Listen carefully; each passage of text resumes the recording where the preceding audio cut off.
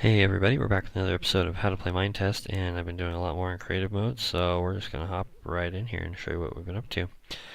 Gryffindor Tower looks a little bit different than it did before.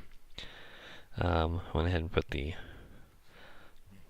carpet on the floor, some stuff up there, got some furnishings in here, so it actually looks like some place we might want to hang out. On the opposite side here we have the boys' dormitories and the girls' dormitories. And then I had to make a super tight staircase to get all the way up to the top here. Alright, and the reason there's so many stairs is because of the double thick floor thing that I had to do for the beds because of the mod I'm using. The one that comes default with the game, you don't have to do that. So, in theory, we could remove that mod, but then we'd have to remake all our beds. So, we may do that at some point here in the future. Anyway, again, we've got the carpet. We've got 1, 2, 3, 4, 5 beds, because that's how many there are in each dormitory. And then we have to be able to see Hagrid's house from the window. I forget which window it is. I think it's these ones over here.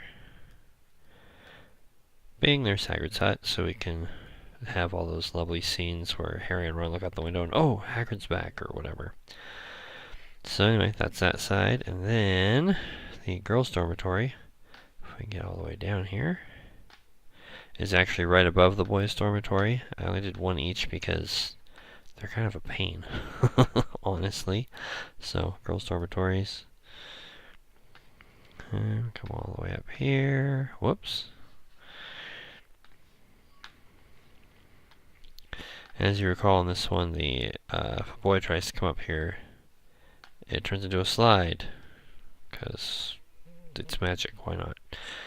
So here's the girls and the open sky, because this is as high as I went. You see the beds are arranged a little bit differently because of where the staircase is. That's actually the staircase for the boys' dormitory over there. So anyway, that's kind of what I've been working on. Oh, better close the door behind me. Drafty old castle. Going back down here. So believe it or not, this staircase was actually one of the hardest things I had to build, and I will show you why. Wait, whoops. What am I trying to do here? Free move. There we go. Okay. So, oh, you can't see it in the dark. Hold on, let's make use of one of our dormitories here. There we go. Alright. So, to get the staircases, we actually had to go outside the boundaries of Gryffindor Tower in order to do that. And you'll notice this one's actually recessed in a little bit. So, I wasn't able to get them quite parallel, but based on where they were in the room, it just sort of worked that way. So you have the common room there, and then you work your way up to the dormitories.